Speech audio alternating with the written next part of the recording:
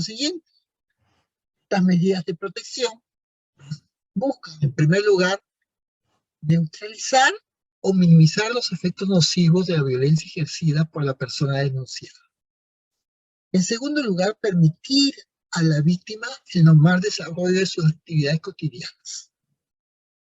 En tercer lugar, asegurar que estas víctimas tengan de manera íntegra su estado físico, psicológico y sexual o la de su familia.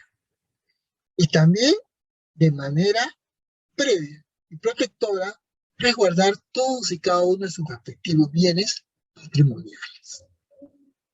Es así que estas medidas de protección pueden ver, en primer lugar, con el retiro del agresor del domicilio en que se encuentre la víctima, así como la prohibición de regreso del mismo. En segundo lugar, lograr un impedimento del acercamiento o proximidad del agresor a la víctima y tenerlo en su momento a una distancia idónea para garantizar su seguridad e integridad. En tercer lugar, prohibición de comunicación. En cuarto lugar, prohibición del derecho de tenencia y porte de armas para el agresor. En quinto lugar, hay que hacer un inventario de bienes. En sexto lugar, una asignación económica de emergencia que comprende lo indispensable para atender necesidades básicas de la víctima y sus dependientes. Por ejemplo, de una madre, sus hijos. En séptimo lugar, prohibición de disponer, enajenar o otorgar en prenda o hipoteca los bienes muebles o inmuebles comunes. En octavo lugar, prohibición a la persona denunciada de retirar del cuidado del grupo familiar a los niños y niñas, adolescentes u otras personas en situación de vulnerabilidad. En noveno lugar, el tratamiento reeducativo, terapéutico para la persona agresora. En décimo lugar, el tratamiento psicológico para la recuperación emocional de la víctima. En décimo primer lugar, el albergue de la víctima en un establecimiento en donde se pueda garantizar su seguridad.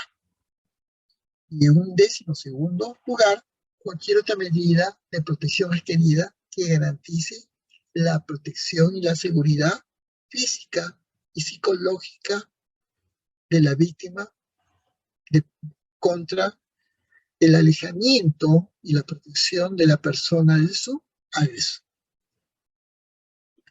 No solamente medidas de protección, hay también medidas cautelares. Y estas medidas cautelares pueden ser de oficio o a solicitud de la víctima. Por lo tanto, el juzgado de familia debe dictar medidas cautelares sobre alimentos, régimen de visitas, tenencia, suspensión o extinción de patria potestad, liquidación del régimen patrimonial u otros aspectos conexos para garantizar el bienestar de las víctimas. Y es necesario, indispensable, que se informe a la víctima sobre su derecho a iniciar un proceso sobre estas materias y a su solicitud oficial al Ministerio de Justicia y Derechos Humanos para que actúe de acuerdo a sus respectivas competencias. Y esto que acabo de mencionar taxativamente se encuentra establecido en el artículo 22, literal B, del Decreto Legislativo número 1386. Por lo tanto, tenemos una serie de responsables de la ejecución de las medidas de protección. Están como partícipes la Policía Nacional del Perú, quien es responsable de la ejecución de las medidas relacionadas a la seguridad personal de la víctima. Por lo tanto, se debe tener un mapa gráfico y georreferencial del registro de las víctimas. Por lo tanto, en su momento se podría coordinar con los servicios de serenazgo de cada municipalidad para brindar una respuesta oportuna. Esto contenido en el artículo 23 de la ley número 30.364. Es decir, el juzgado de familia que emita, ratifique, sustituya o amplíe la medida de protección es el responsable de la supervisión de su respectivo cumplimiento, en virtud del artículo 45, literal A, del Decreto Supremo número 9 del año 2016 del mismo. Específicamente, el reglamento del mismo. Por otro lado, están los órganos auxiliares de ejecución de las medidas de protección. Específicamente, ¿de quiénes nos estamos refiriendo? De las víctimas, niños, niñas, adolescentes, mujeres gestantes, personas adultos mayores o personas con discapacidad. El juzgado debe disponer que el equipo multidisciplinario del Poder Judicial realice las respectivas visitas periódicas o inopinadas para supervisar el cumplimiento de la medida de protección. Por consiguiente, en los lugares donde no exista un equipo multidisciplinario, se puede disponer que la supervisión sea realizada, en primer lugar, por los centros de salud mental comunitarios, en segundo lugar, por los hospitales, en tercer lugar, también por la Defensoría Municipal de los Niños y Adolescentes, la DEMUNA, en cuarto lugar, por los CEN, Centro de Emergencia Mujer, en quinto lugar, a través del Programa Integral Nacional para el Bienestar Familiar, más conocido por sus siglas como INAVIF. También pueden ser objeto del mismo, en un sexto lugar, la estrategia rural que se puede emplear, y en su momento, en un séptimo lugar, el acudir a los gobiernos locales o a las municipalidades, en este caso más municipalidades digitales que provinciales, pero está pues el acudir también a los gobiernos locales. ¿En qué contexto? Tener en cuenta cuánto sería el tiempo, el plazo de duración de estas medidas de protección y medidas cautelares, a fin de garantizar este derecho que tiene la familia dentro de este derecho procesal de familia, de cómo controlar, cómo llevar a cabo justamente esta lucha contra la violencia, contra la mujer. Por lo tanto, hay una serie de medidas de protección y cautelares que se mantendrán vigentes en tanto persistan las condiciones de riesgo de la víctima, con prescindencia de la resolución que pueda poner fin a la investigación o al proceso penal o de faltas. Asimismo, estas medidas de protección y cautelares pueden ser sustituidas y, de ser necesarias, ampliadas o dejadas sin efecto. Cuando en los informes periódicos que remitan las entidades encargadas de su ejecución se advierta la variación de la situación de riesgo de la víctima o a solicitud de esta última. También puede en su momento sustituir, ampliar y dejar sin efecto cuando tome conocimiento de la sentencia o disposición de archivo de la investigación o proceso penal o de faltas. Es decir, las medidas de protección y cautelares tienen invalidez nacional en todo el territorio de la República Peruana y se puede solicitar su cumplimiento ante cualquier dependencia policial, conforme al artículo 23 del Decreto Legislativo 1386, que modifica la ley número 30.364 del 4 de septiembre del año 2018. Quisiera ya ingresar a un escenario justamente de poder hilvanar una serie de interrogantes que se han producido conforme justamente yo he estado pues analizando esta temática del derecho de familia vinculada al derecho procesal, de cómo justamente atajar, controlar, menguar, socavar, o cómo responde el Estado de Derecho a través de todos sus operadores jurídicos legales, a través del Poder Judicial, el Ministerio Público, la Policía Nacional del Perú y otros agentes justamente participantes para poder justamente atajar, atacar y disminuir estos hechos de violencia familiar, no solamente específicamente la violencia contra las mujeres en todas las etapas de su vida, sino también contra las poblaciones vulnerables o personas vulnerables dentro del contexto al interior del núcleo familiar. Hemos visto toda esa naturaleza que tiene que ver de las familias propiamente constituidas o familias justamente no sólidamente constituidas. Por eso me lleva justamente a preguntarme situaciones como la debida diligencia, ¿no? ¿Qué tanta debida diligencia podríamos nosotros esperar que se pueden justamente suscitar, generar por parte justamente de los operadores jurídicos para poder todos prestos de acuerdo justamente a sus funciones, atribuciones jurídicas y normativas administrativas y legales, poder justamente tener en cuenta que su actuación es imprescindible, fundamental, básica y esencial para poder justamente tratar de buscar por lo menos una situación en la cual esta situación de violencia no se prolongue de manera indefinida, ni tampoco esporádica, o una situación que pueda tener una resolución por parte justamente del Estado, no solamente en el ámbito judicial, sino también una intervención previa, preventiva, o tal vez dentro del escenario justamente de la autoridad administrativa, que puede ayudar justamente a controlar pues estas situaciones que muchas veces eh, se escapan justamente de las manos del control familiar, del control social, vecinal, por parte justamente de los gobiernos locales y también el serenazgo, pero que requiere una participación directa pues, por parte de la Policía Nacional del Perú, con los agentes debidamente capacitados, preparados y entrenados y capacitados para atender este tipo de situaciones de violencia, pero también específicamente la respuesta que debe dar el Poder Judicial, ¿no? A través específicamente del Ministerio Público, sus respectivos pools fiscales, a fin de que puedan justamente tener en cuenta los hechos de investigación que van a ayudar justamente de manera sólida, ya en la vía justamente del Poder Judicial, propiamente dicho, el dar justamente los veredictos judiciales que puedan justamente juzgar con todos los elementos de juicio y con todos los medios probatorios a aquellas personas justamente que hayan cometido los delitos y determinar las penas a las que serían justamente acreedoras por haber suscitado esta situación de violencia.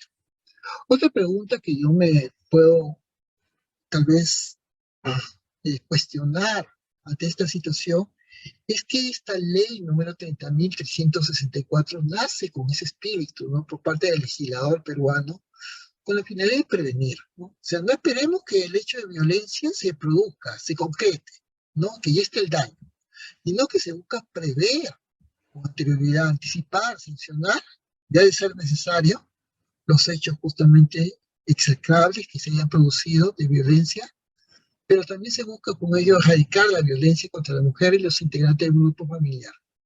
Esta ley va unos artículos específicamente muy detallados de manera taxativa, en donde están pues, justamente las sanciones por parte justamente del legislador, ya en el ámbito normativo, para poder sancionar a aquellas personas que cometen pues, estos delitos que atentan directamente contra la mujer por ser mujer, pero no solamente contra ellos. La situación de violencia no conoce, podríamos decir en cierta medida también de género, y se ataca justamente a los integrantes del grupo familiar. Otra pregunta que yo me trato justamente de esbozar, un tercer cuestionamiento, serían pues estos tipos de violencia, ¿no? Esa violencia que nosotros probablemente más de los operadores de justicia se inclinan más por analizar esta violencia física, la palpable, los golpes, los moretones, ¿no? Pero muchas veces no tan claros al momento de analizar esa violencia justamente psicológica, mental, ¿no? Que ataca la tranquilidad psíquica justamente de la víctima. Pero como no se ve o no se nota, o justamente a veces no hay una expresión física, como por ejemplo tener una víctima con un rostro que expresa pues una situación de angustia constante, probablemente muchas veces ese tipo de violencia que no se ve, no se considera como tal, ¿no? No es una violencia psicológica que solamente está en un contexto personalísimo en la mente de una víctima, pero que la persona que representa a la autoridad simplemente no lo palpa, no lo ve, no lo constata, entonces no lo toma como tal. Pero la otra es esa violencia justamente económica, ¿no? Esa violencia económica, sobre todo porque la víctima muchas veces es dependiente, ¿no? Y que muchas veces no solamente para ella, sino las personas que están a su cargo, menores hijos, de la cónyuge o de la concubina, y que están dispuestas a soportar esa carga abierta de violencia, justamente, directamente, simplemente por no dejar justamente en una situación de falencia económica y sobre todo de falta de alimentos para sus menores hijos a cargo de ellas o a cargo justamente del agresor. Entonces, esa violencia muchas veces también justamente muchas veces no se toma con mucha fuerza, ¿no? Esa violencia justamente económica que se da. Y hay que tener en cuenta, en un cuarto cuestionamiento que yo me he hecho, cuarta pregunta, esa situación específica del decreto legislativo 1410, que en su momento se ha visto la necesidad específica de incorporar el denominado delito de acoso sexual, ¿no? El delito de acoso propiamente dicho. Pero no solamente ese delito, sino también el delito de acoso sexual.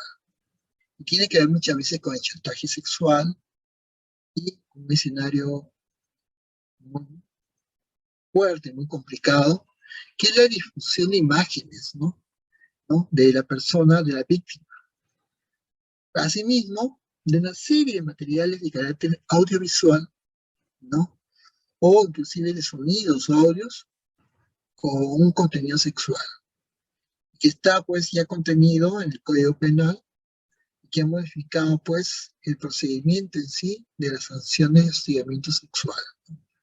Porque muchas veces este hostigamiento sexual no solamente está en el hecho de estar entre una persona, de una víctima, de una agredida, tanto de manera física como verbal o psicológica, sino que muchas veces esta situación puede como medular, busca justamente un chantaje sexual, sometiendo a la víctima con la amenaza de subir justamente imágenes privadas, situaciones muy personales, muy íntimas, y haciendo un uso de la tecnología de la información y de la comunicación, ¿no? Justamente como visuales y audios, y utilizando muchas veces los usos de la modernidad de las redes sociales y dar a conocer justamente estas situaciones muy complicadas para una persona, en este caso la víctima, de manera pública a través de las redes sociales. Y un quinto cuestionamiento, pregunta que podría suscitarse o generarse es la situación de la aceptación social del delito de violencia familiar. Y esa es una situación que sí, culturalmente, socialmente, me parece execrable. Justificar culturalmente la situación de violencia. Se golpea a la mujer porque, bueno, la mujer está sometida al esposo, se dice, ¿no? Depende del marido, ¿no? Pero esa situación pues es absurdo, ¿no? Que es parte del contexto de la cultura que tiene esa población de manera central, son parte de sus costumbres, ¿no? Es una situación absurda, es criticable, repudiable, esa justificación social, ese beneplácito, ese perdón social para justificar estos hechos de violencia o estos delitos de violencia familiar dentro del contexto justamente de las familias, ya sean justamente entre esposos, entre concubinos, y también en este caso la población vulnerable, ¿no? Como pueden ser hijos menores, adultos mayores, personas minusválidas, o con habilidades diferentes que se encuentran dentro del contexto de una familia o de un núcleo familiar y que puedan ser víctimas justamente, constantes justamente de esta violencia, ¿no? Entonces, eso es lo que sí me llama justamente puntualmente en pleno siglo XXI en un país como el nuestro, en que todavía puede haber justamente alguna justificación justamente ante este contexto justamente de hechos de violencia familiar constante, comprobados en todos sus extremos, y que ya no solamente tienen hechos de violencia familiar, sino que se han constituido en sí en actos justamente de delitos de familia o delitos de violencia familiar propiamente dichos. Por ello, ya para ir culminando justamente nuestra sesión, pasaría justamente a agradecer amable y cordialmente la cordial invitación académica para haber compartido con ustedes la temática del tópico del día de hoy con respecto al tema de derecho de familia, derecho procesal y violencia familiar, quedando justamente a disposición de la mesa de conducción para las consultas o tal vez algunas preguntas que se hayan podido generar en el transcurso de esta presente jornada académica del día de hoy. Bien, muchas gracias por ver nuestro curso. A continuación vamos a brindarte detalles para obtener tu certificado, ya sea digital o físico, acompañado también de los materiales del curso que acabas de ver. Bien, para ello es importante que te puedas comunicar vía WhatsApp, ¿ok? Vía WhatsApp al 951-428-884 o también al 930-627-791 vía WhatsApp. Y nuestros asesores te estarán brindando toda la información correspondiente y los pasos a seguir para obtener tu certificado aquí en Perú. Y también recuerda, estamos certificando aquí en Latinoamérica también, si estás fuera de Perú, como en México, Ecuador, Colombia, Panamá, República Dominicana y otros países también puedes certificarte escribiéndonos delante de los números que estamos apreciando en pantalla con el prefijo más 51. ¿Ya? Bien, por otro lado, también mencionarte que tenemos los medios de pagos disponibles para Perú, los que estamos apreciando en pantalla, los principales bancos y aplicativos también. Y para los pagos internacionales contamos con Western Union y PayPal para la adquisición de tu curso, los materiales y tu certificado. Bien, sobre el certificado tienes dos opciones. Puedes obtener la certificación en la modalidad digital o también el certificado en la modalidad en físico. Recordando que el certificado digital te va a llegar a tu correo con todos los materiales en alta resolución y con el código QR también para que puedas validar en nuestro sistema tu certificado. El certificado físico se envía por encomienda hasta tu ciudad. Previamente también los beneficios antes mencionados del certificado digital también te van a llegar, ¿no? Acompañado del documento original, el cual se te va a enviar por encomienda. Ya trabajando más de 4 años, estamos certificando a miles de profesionales aquí en Perú y también en Latinoamérica, ya en los diferentes cursos que estamos ofreciendo.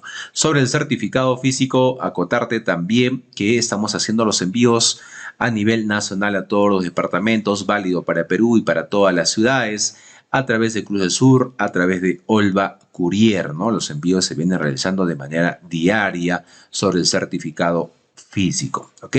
Bien, muchas gracias. Esa es la información respecto a la certificación. Ya ahí están los números una vez más para que puedas comunicarte vía WhatsApp para poder adquirir tu curso completo, los materiales también descargables y por supuesto tu certificado digital o físico.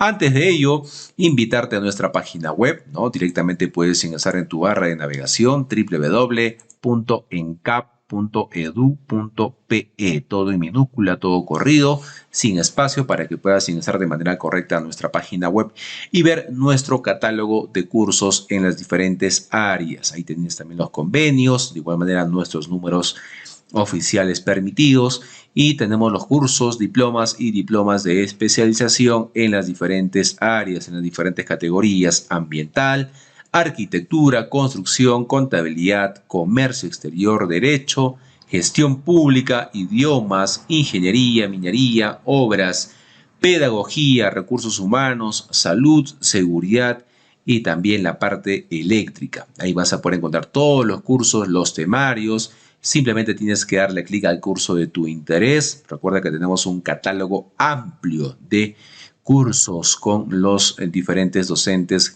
que contamos en nuestra institución. Bien, para encontrar también tu curso mucho más rápido, en la parte superior tienes un buscador. Puedes ingresar la palabra o frase del curso de tu interés y el sistema te estará dando los resultados de los diferentes cursos para que puedas seguir con la capacitación, puedas certificarte y puedas tener mejores oportunidades laborales también. Bien, entonces, gracias, ahí está toda la información respecto a la certificación. Proyectamos una vez más en pantalla nuestros números oficiales de nuestra institución ENCAP, ¿no? 951-428-884 o el 930-627-791. Estamos certificando aquí en Perú y también en Latinoamérica para los otros países cercanos a Perú.